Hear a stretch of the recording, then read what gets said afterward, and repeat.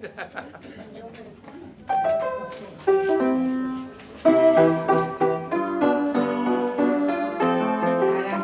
à peu près. Gin à peu près. C'est 42.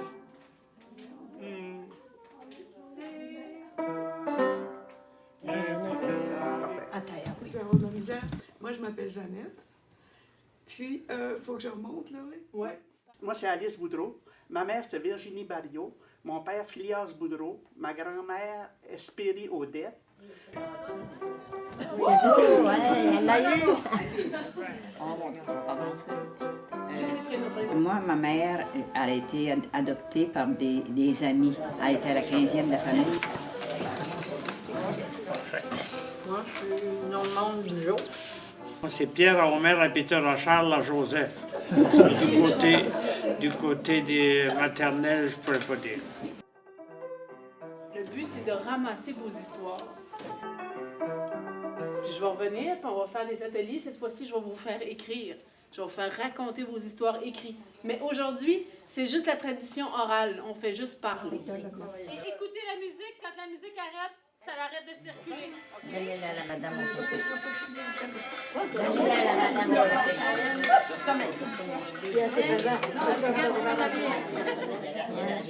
Je regarde comment est-ce que c'est qu'il est fait. Non, elle fait des lacets. Bon, les lacets ici, c'est dans le côté. Il y a des lacets dans le Madame côté. Gabrielle, Oui. comment ça fonctionne, ça? Comment ça se met? Ben, c'est ce que je regarde, là, parce qu'il y en avait de différentes sortes. Hein.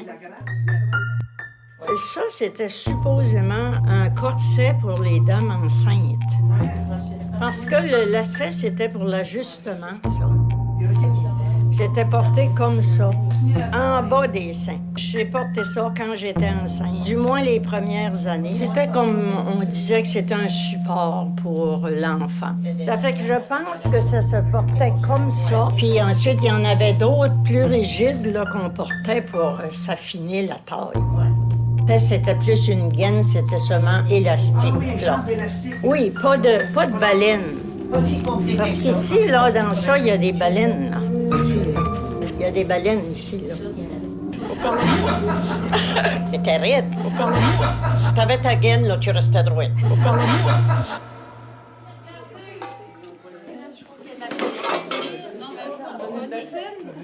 C'est quoi ça?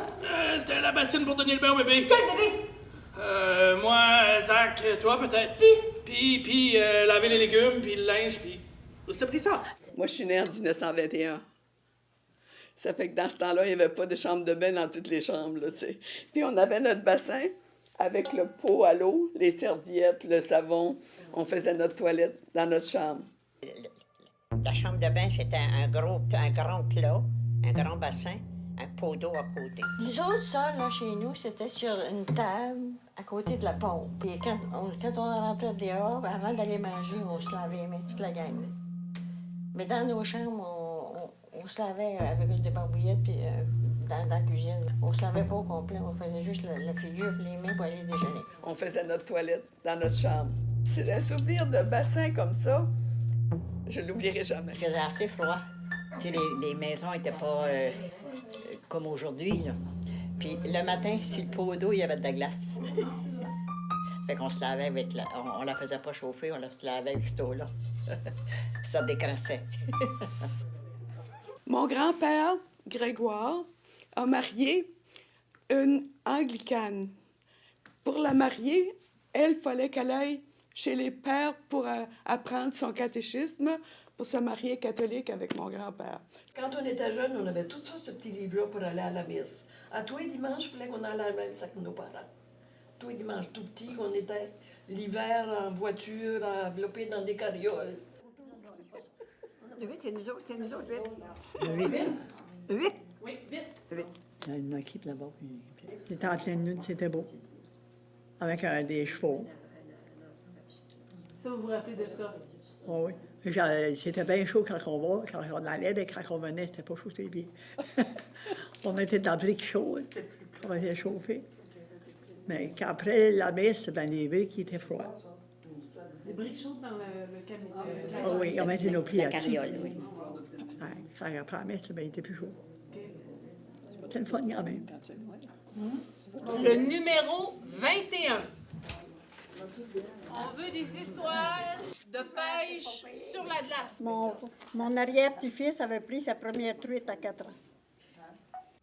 C'était l'hiver, c'est ça? La vallée était bouchée par la glace, la grosse glace. On avait été passé par Montevideo, puis aller à Comilton, laisser notre char là, puis on traversait la glace à pied. Mais il y avait une saignée dans le milieu de la glace, tu sais, une place, la glace était partée. Il y avait un Indien là avec un petit bateau, puis on lui fallait passer dans le bateau pour passer ça. Il changeait 25 cents pour passer dans le bateau. C'est l'histoire de la glace. Vous rappelez-vous l'année? Hein? Vous rappelez-vous l'année? C'était en 53. OK. Merci. Je vous présente Bilbo. C'est un auteur qui va faire un spectacle de théâtre au mois de septembre. Puis il ramasse toutes vos histoires, puis c'est lui qui va écrire l'histoire au bout de la ligne. Je vais essayer d'attacher ça ensemble pour que ça tienne. Soyez patient. Comptez-moi-en des bonnes. J'écris son histoire.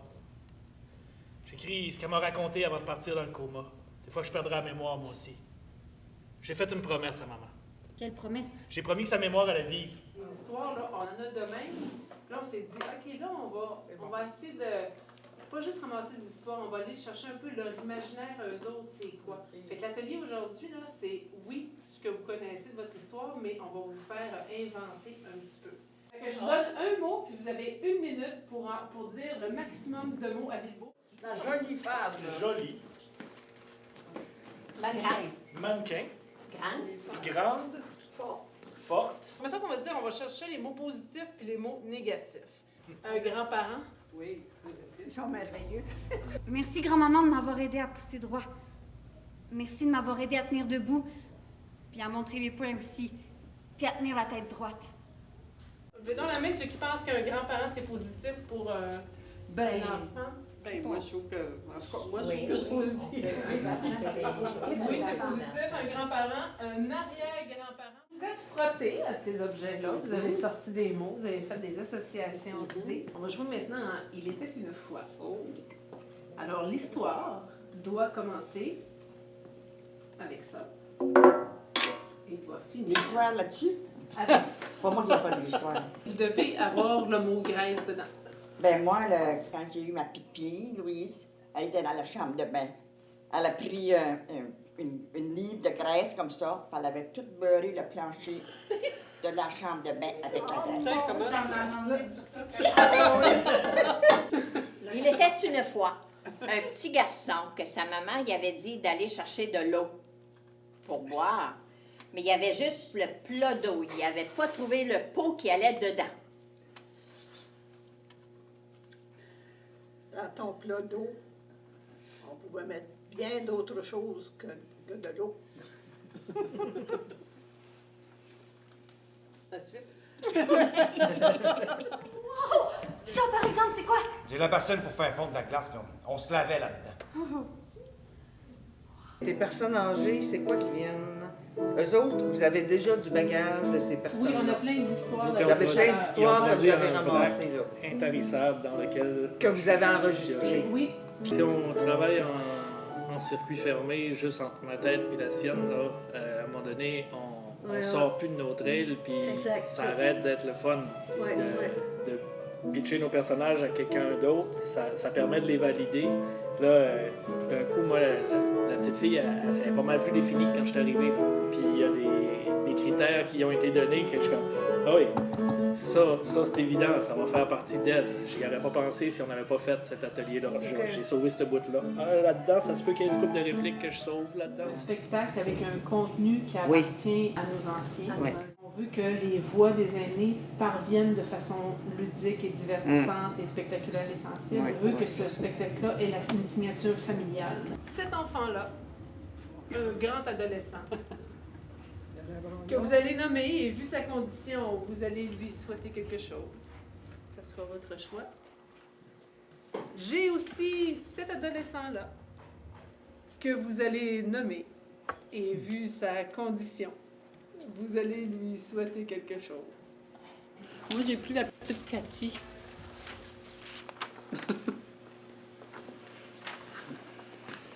Chère petite Cathy, je trouve que tu as un air un peu triste. D'écrire sur les enfants, les adultes, c'est d'entendre chacun en dedans de vous ce que vous pourriez transmettre aux générations qui s'en viennent. Juste penser qu'on s'adresse à des enfants, une famille. 7 à 77 ans, mais on essaye de patcher le trou, en fait, parce qu'entre les vieux et les jeunes, on dirait qu'il n'y a plus tant de contacts qu'il y en a déjà eu. Non. Puis, au final, moi, je n'irais pas réussir à soit patcher le trou, soit l'expliquer, là, mais comprendre qu'est-ce qui fait que... Comment ça qu'il y a plus, sont plus proches de l'autre? Comment ça se fait que... Les gens qui nous offrent leur passé comme ça, ils ont une nostalgie. Et quand ils revoient ces éléments-là sur scène, ils sont très touchés.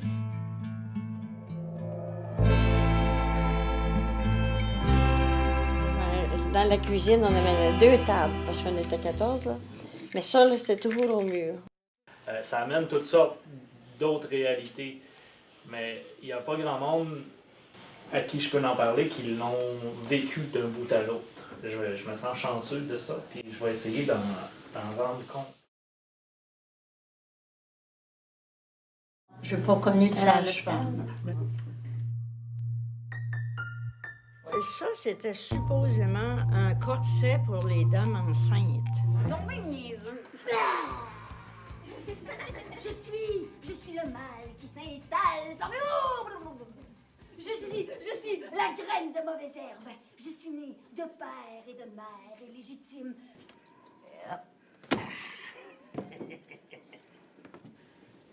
Je serai capitaine sur mon bâtiment.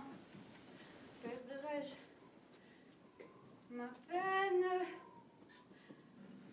Les sympathies, le frère. Hey, garde-le pour toi, tes sympathies. T'aurais pu revenir avant qu'elle parte. Qu'est-ce que tu voulais que je fasse? J'étais sur un cargo de charbon à Zanzibar. Ben ouais, depuis 13 ans. Ben non, tu sais bien. Ben non, juste...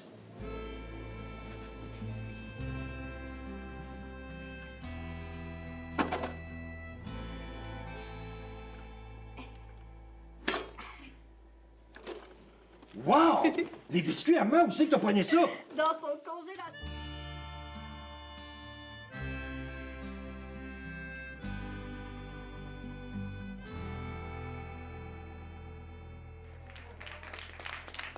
Je suis contente de voir qu'il y a des enfants, qu'il y a des aînés, qu'il y a des générations X oubliées. On est tous réunis. On a eu une classe, on a eu en fait 5 classes cet après-midi. On a eu du 4, 5, 6e année. Ça l'a écouté jusqu'au bout. Et de voir en soirée qu'on peut s'adresser aux adultes avec le même spectacle, je trouve que c'est une mission accomplie. Grand-maman! Ma petite fille! C'est qui tout ce monde-là? Moi, je connais personne ici. Non, mais eux autres, ils te connaissent, par exemple. C'est les amis puis la famille de ta grand-mère. Quelqu'un d'autre? Oui, c'est vous. Avec? C'est beau du début à la fin. Oh, j'ai bien fait. Oui, c'est bien. Très bien. Beaucoup de travail. Beaucoup de travail. Beaucoup de travail. Oui. Les acteurs, c'est beaucoup. Ça nous tient du début à la fin. On a vécu La petite fille, on a vécu la jeune dame. Vous êtes excellent comédien. Oui. Est-ce que ça C'est intéressant aussi. Mais moi, pour avoir vu le processus là, dans les classes, puis la finale ici, là, je trouve ça extrêmement émouvant, effectivement, juste de voir. Je trouve que c'est vraiment fidèle à ce qui a été nommé. Je trouve que ça représente vraiment bien. Je trouvais que c'était quelque chose juste d'entendre les voix, de reconnaître des voix qui sont dans la salle. Maman a eu 13 enfants, 8 garçons, 4 et 5 filles. J'ai 10 sœurs, j'ai eu 4 frères, j'ai eu 4 frères. Ça vous rappelle l'ancien temps? Ah oui. Moi, c'est la grand-mère. Ça se vivait comme ça quand elle était morte en couche parce qu'il faisait tempête. Ça arrivait, ça. Des choses qui arrivaient. Ça arrivait, là. Oui. Puis la marionnette. La marionnette, c'était bon. Moi, j'ai aimé beaucoup la marionnette. C'est rare de voir une marionnette, elle file comme ça en direct. Parce qu'auparavant, nous autres, notre grand-mère, toutes les maisons, on avait notre mémire. Chaque maison avait une mémire. Toi, tu avais ta mémire. On en avait 2. Toi, tu avais 2 mémires. Moi, j'avais ma mémire. Puis les mémires, eux autres, ils se connaissaient entre elles. Puis les mémires nous contaient... Je pense qu'on perd notre passé. On ne voit pas la valeur de nos traditions, des vieilles histoires, puis les morales, puis les choses qu'on a peut-être aimerait bien oublier, mais qui sont toujours importantes dans notre société, parce que je trouve comme, je suis plus jeune, là, mais je vois comme dans mon adolescence, puis tout, on était tellement focusé sur le futur qu'on a oublié le passé puis le présent. Puis je vois le lien avec notre société qui a peur de la mort puis du vieillissement. Ben moi, j'ai aimé le voyage qu'on a fait, dans le fond, avec le présent, le passé. Les petits bouts de films qu'on voyait, c'est de conversations de personnes un peu plus âgées qui racontaient un peu comment c'était dans le temps. Moi, ça me replongeait un peu dans l'époque de ma grand-mère, puis de nos grands-parents. Puis c'est quelque chose des fois qu'on oublie. Puis je m'imaginais très bien des étudiants du primaire, du secondaire, puis y trouver leur compte aussi.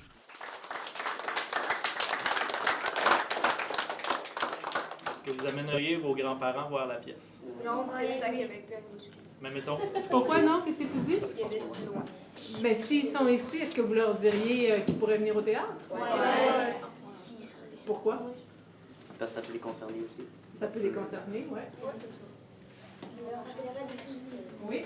Parce que d'après moi, ça va les intéresser de voir des affaires que ça fait longtemps qu'ils n'ont pas vues. Un théâtre un peu comme historique. Un théâtre historique.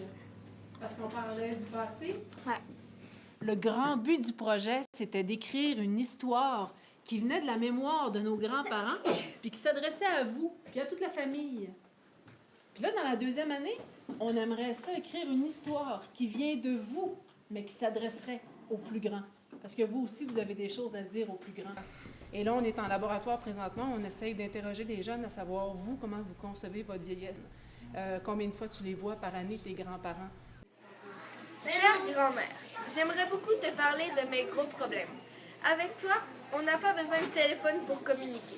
Grand-maman, je trouve que tu m'as quitté un peu tôt. Mais c'est la vie. Je suis maintenant prêt à devenir grand comme toi.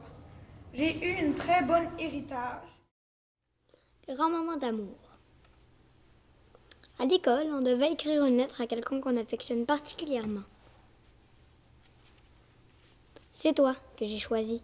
J'imaginais cette scène-là au début quand elle commençait à y penser. Là, je voyais... Il paraît que le condor des Andes survolait chaque jour le temple des Incas et que les gens, croyant qu'il était le dieu du ciel, s'inclinaient devant lui lorsqu'ils le voyaient. En passant, les lunettes que tu as achetées sont restées chez nous. Pas chez nous quand tu veux pour les prendre, ce serait cool. On va essayer de faire une surprise à maman? Il me semble qu'on doit toujours être surpris quand on se souvient jamais de rien. Hey, garde tes jokes sur l'Alzheimer pour le party, OK? OK. Sens-toi pas obligé. Je voulais juste pas que tu penses que moi... Ben, en fait, je voulais que tu saches que si tu voulais la garder, ben c'est bien correct. T'as toujours été bonne pour prendre soin du monde. Mais si tu veux pas la garder parce que tu penses que c'est trop de trouble, ben c'est bien correct aussi. Estelle, je peux-tu te rappeler? Lou Bouille, là. Maman te fait dire allô? Va falloir prendre une décision au sujet de maman. Elle va devoir quitter la maison. On se reparle quand je reviens, OK? T'es où? Quoi? Je suis où? T'es où pour demander ça? Maman pense quoi? Maman pense plus. Maman danse toute seule. Maman ailleurs. On s'est mis tous à table pour sortir les pires clichés intergénérationnels, dont sauver maman, peut-être d'une résidence possible. On s'est rendu compte que les générations X, on voulait pas leur résidence puis qu'on avait peur de ça. On se rend peut-être compte aussi qu'on pense que l'État n'aura pas assez d'argent pour soutenir ces résidences-là. Eux qui devraient ramasser maman éventuellement, ne savent pas trop quoi faire, mais ils s'y prennent pas vraiment bien. Alors, ce que je vous demanderais, c'est qu'on réfléchisse un peu à savoir comment est-ce que ça pourrait changer cette histoire-là. Comment est-ce que vous pourriez faire changer les choses? Dans 3, 2, 1, coupez! Oui, allez-y donc. Je pourrais dire, grand-mère, je vais t'en amener un verre de lait. Au lieu de la baver, dis. Ben, je sais pas, faut trouver quelque chose dans le même l'air. OK, puis tu penses que si il dit grand-maman, j'ai un verre de lait pour toi qu'elle va sortir? Je sais pas, essaye. OK? OK. Est-ce qu'il y a quelqu'un qui voudrait venir jouer la grand-mère pour voir savoir si ça marche. Vous pourriez venir amener vos arguments sur ça.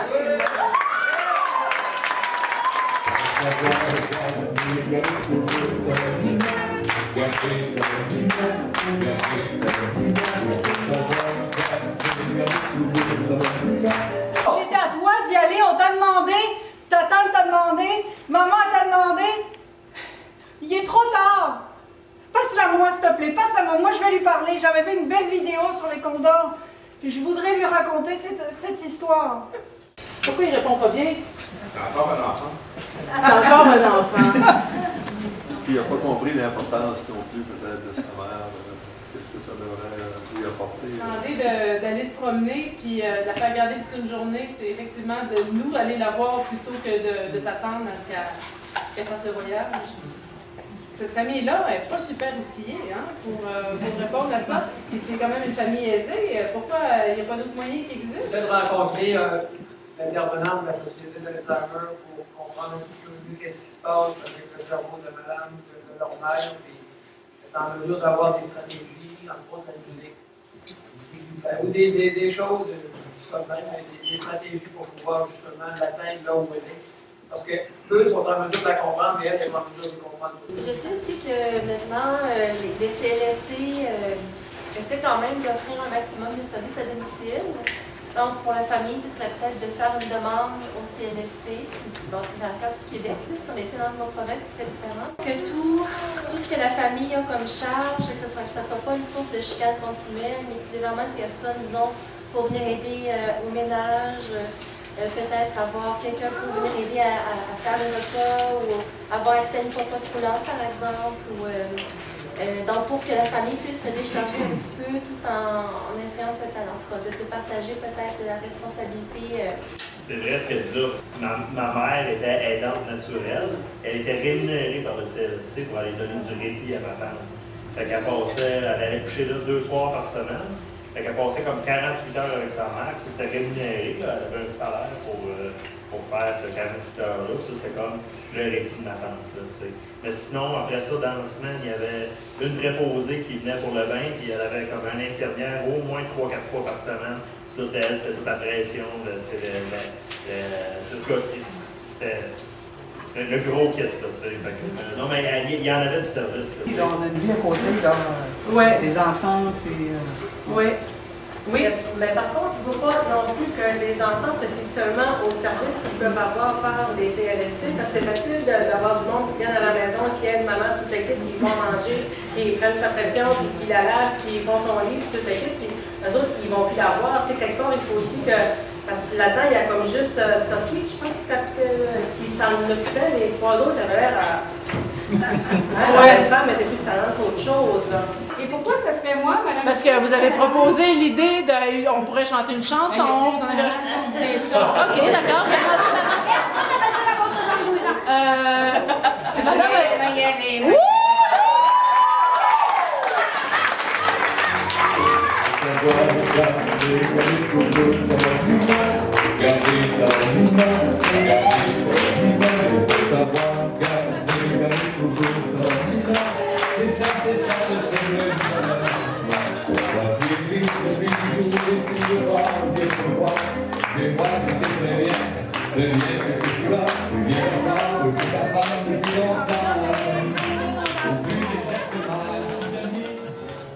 Nous allons toucher à des questions sensibles. On parle des résidences.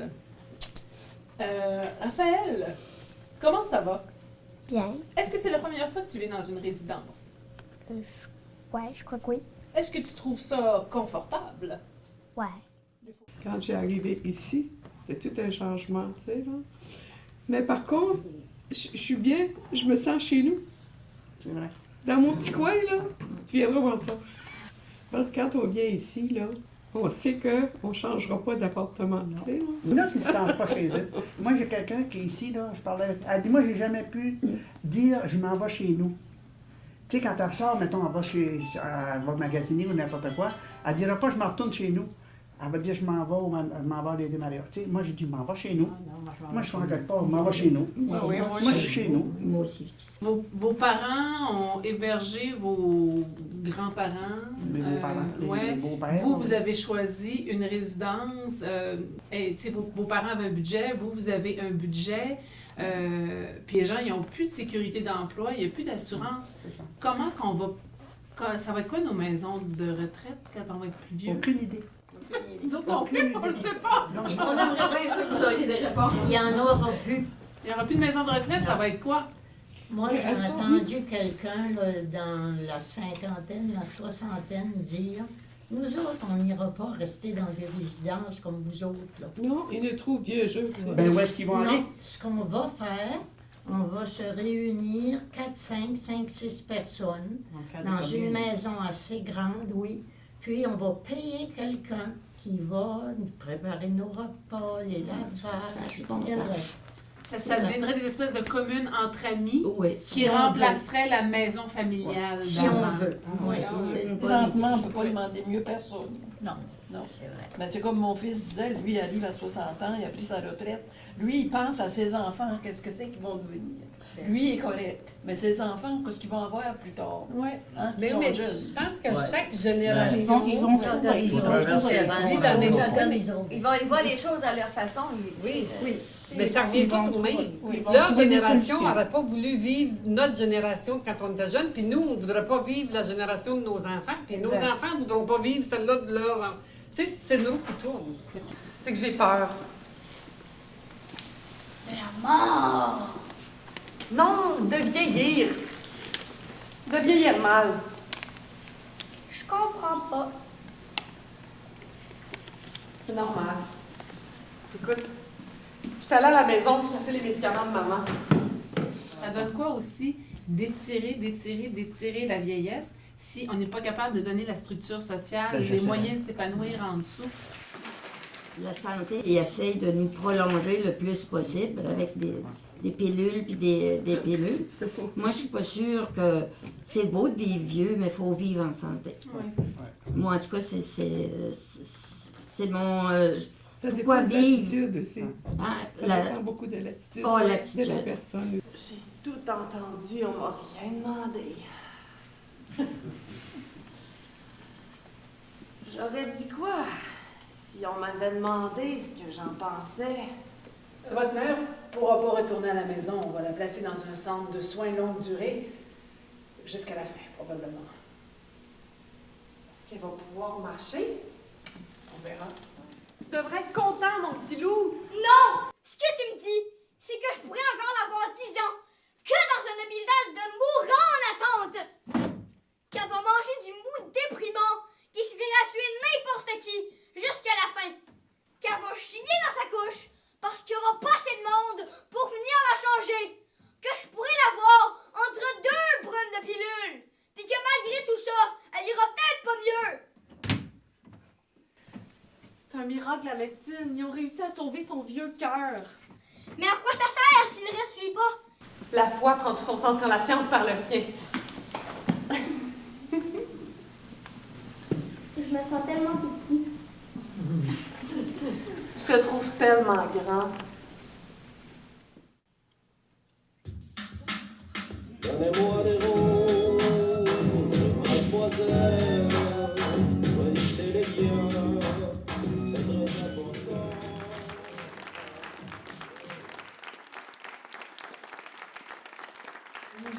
J'ai trouvé ça magnifique et touchant, très bien interprété aussi. Moi, j'ai perdu mon papa d'une mort subite en janvier, donc ça m'a ramené dans beaucoup d'émotions à tous les niveaux. Je trouve que vous avez su justement aller chercher l'émotion naïve de l'enfant, du fils, de la mère, partout où ces gens-là peuvent se situer dans des situations de vieillesse. Donc, j'ai trouvé ça très, très touchant, très beau. Merci de partager ça avec nous. C'est quelque chose qui revient régulièrement parce qu'on a tous perdu quelqu'un ou on va tous le vivre éventuellement, que ce soit rapproché ou non. C'est quelque chose qui nous touche beaucoup. Je trouve juste que ça ouvre les discussions sur la mort. C'est des préoccupations qu'on a souvent, puis qu'on a individuellement, là, qu'on réfléchit à tout ça, mais juste qu'on puisse en parler collectivement, je trouve ça bien intéressant, parce que c'est toutes des réflexions qu'on a. Là. C'était pas la même chose qu'on a fait au printemps. Au printemps, on a fait une comédie, je regardais Marie-Josée qui nous a aidés à composer la comédie, puis elle nous a même aligné un petit peu sur celle-là. Où est-ce que là, on faisait vraiment une famille de pas fins qui voulait caser Simone, parce que Simone était vraiment rendue de ville profonde. Et c'est ça, c'était méchant, mais à la fin de la pièce, c'était vraiment pour aller chercher des commentaires. Et après ça, ben, on a donné tous ces commentaires-là qu'on a reçus des gens qui ont vu le laboratoire, et Bill Beaucire, l'auteur, est parti et a composé ce nouveau texte. C'est son deuxième spectacle sur des thématiques de la vieillesse et prendre soin et communiquer. Et à la fin de l'été, il était assez épuisé. Il trouvait ça... parce que on a l'impression que tout est à prendre avec des pincettes. C'est hyper délicat. Puis il y a même des gens qui nous disaient « Parlez pas trop de fin de vie aux aînés, là. Ça les fait stresser, ils n'aiment pas ça. » Et c'est pourtant de cette classe-là qu'on reçoit les plus beaux commentaires, parce que vous y êtes, puis qu'on dédramatise la chose en vous le présentant, là, je pense. En tout cas, je pense. Est-ce que vous trouvez qu'aujourd'hui, on parle plus ouvertement de ces choses-là, ou que ça n'évolue pas, on est encore incapable d'aborder le fin de vie, l'homosexualité? C'est une réflexion qui est apportée là, qui est super importante. Mais effectivement, même aujourd'hui, on dit, à une certaine époque, on n'en parlait pas, mais on n'en parle pas tant que ça non plus. Puis bon, c'est sûr que la situation provoque la discussion. Le fait de s'y arrêter, mais là, c'est sûr qu'on en ressort un petit peu préoccupé. On a présenté une salle de personnes âgées et j'avais tellement peur qu'elles n'aiment pas ça, qu'on avait été trop loin, qu'on était donc fatiguant avec ça. Non, pas en tout, une réception là, merveilleuse. C'est tout aussi, là, vous êtes généreux. Je voulais revenir à ta première question de comment on réagissait à la pièce. Moi, ce que j'ai beaucoup aimé, c'est le message d'espoir. Personnellement, moi, je pense que il faut comme faire confiance. Moi, je pense pas d'avoir vraiment peur de la mort. La maladie, c'est sûr, ça ne me tenterait pas, là, mais c'est pas de la peur, c'est plus... ça me tente pas, c'est tout. Mais je veux dire, je pense qu'il faut comme, vraiment faire confiance à la vie, faire confiance à nos enfants, faire confiance à notre entourage, puis peut-être vivre le maximum qu'on peut pour justement arriver là, puis pas avoir de regrets, puis être prêt de partir. Parce qu'on va avoir... Imaginez Cathy avait peur de vous faire peur avec cette pièce-là. Oui. Ça vous a pas fait peur, hein? Non. Avez-vous eu des malaises? Non, c'est tellement réel, c'est tellement ça qu'on vit, c'est tellement ça qu'on entend. C'est notre vie. C'est ça qu'on pense, dit tout haut. Okay. On n'a peut-être pas toujours les paroles pour le dire, mais là, ça passait. Pour faire un théâtre engagé, je pense que c'est important de regarder avec qui on va travailler. Parce qu'il y a des propos que c'est pas tout le monde qui peut tenir non plus. Puis on est pas mal tous dans le communautaire et l'univers social et artistique, alors ça c'est fun à porter. Ouais, le système n'est pas parfait, mais on n'est pas le seul pays à avoir un système imparfait. Puis c'est à nous à le créer, puis essayer à créer notre modèle à nous, puis de le majorer. On a fait attention aussi, puis c'était important avec Bilbo, que ceux qui représentaient le système de la santé ne soient pas juste une ligne ou quelque chose comme ça. Puis j'ai travaillé beaucoup à essayer de le rendre le plus humain et par le texte de Bilbo, philosophe aussi, parce qu'il est dans une position où il peut avoir l'air du super méchant ou d'un sauveur. La première année, on a rencontré 65 aînés, dont quelques-uns plusieurs fois. Et c'était de leur faire sortir un message à communiquer pour les jeunes générations. Alors, on a essayé de sensibiliser toute la famille à peut-être des désirs d'aînés, et ça a donné Paysage 1. Paysage 2, on a inversé le processus. On a travaillé avec les enfants et leurs parents. Madame, avec Élisée, était là. On a fait un laboratoire, et là, on a interrogé la génération X, à savoir c'est quoi tes peurs de vieillir, c'est quoi tes peurs par rapport à ton parent. Et on a eu vraiment des bonnes discussions et on s'est aperçu qu'à la base, qu'on avait vraiment une chienne. On avait vraiment peur d'aller en résidence. On avait peur de l'hôpital. On avait peur des soins de longue durée. On a peur de la population vieillissante. En tout cas, génération X, c'est notre génération. On a peur de tout. Les jeunes ont effectivement plus d'espoir parce qu'ils ne sont pas usés, là. En tout cas, ils ont quelque chose de merveilleux. Et ben c'est ça, fait qu'on a sondé cette classe-là. On est allé en laboratoire, on a joué devant peut-être 150 personnes, on a posé des questions. Il y avait des gens en système de santé qui disaient « La responsabilité n'est pas toute sur nous autres, mais il y a des familles, on n'est pas toutes des aidants naturels, c'est pas facile. » On a donné tout ça à notre auteur fétiche, Bill Beaucire, qui a fait quand même un travail que moi, personnellement, j'ai beaucoup de plaisir à jouer. Et c'est ça, il a fait cette pièce-là dans laquelle on évolue cette année. Ça, c'est notre processus. Je voudrais savoir, en tant qu'aîné, ou Génération X, comment vous avez reçu le message. Qu'est-ce que vous avez, mettons, si vous avez pas nécessairement un message ou une image ou quelque chose qui vous a marqué en partant. Au niveau du contenu, au niveau des messages véhiculés, qu'est-ce qui est venu vous chercher? Ouais. Moi, le bout qui m'a le plus touchée, c'est le bout où la grand-maman dit que, en fin de compte, on ne lui demande pas son avis, c'est les autres qui décident. Puis, malheureusement, on infantilise beaucoup les personnes âgées, sans le vouloir, souvent, c'est pas vraiment conscient. Puis parfois, on fait des choix pour eux où on les projette dans des choix, sans savoir si c'est vraiment ce que c'est qu'ils désirent. Je te parlerai plus quand tu seras parti. En même temps, je suis pas naïve. Je sais que tu vas pas te relever. Ça serait pour revenir dans quel état?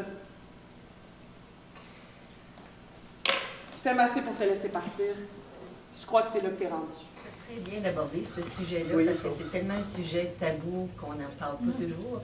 Puis d'en parler même avec les jeunes ou aller dans les écoles secondaires ou tout ça. Je vous encourage à continuer parce que c'est un beau sujet. C'est un sujet qui nous touche toutes, de près ou de loin. Ils m'ont dit que je pouvais l'avoir 5 minutes par heure.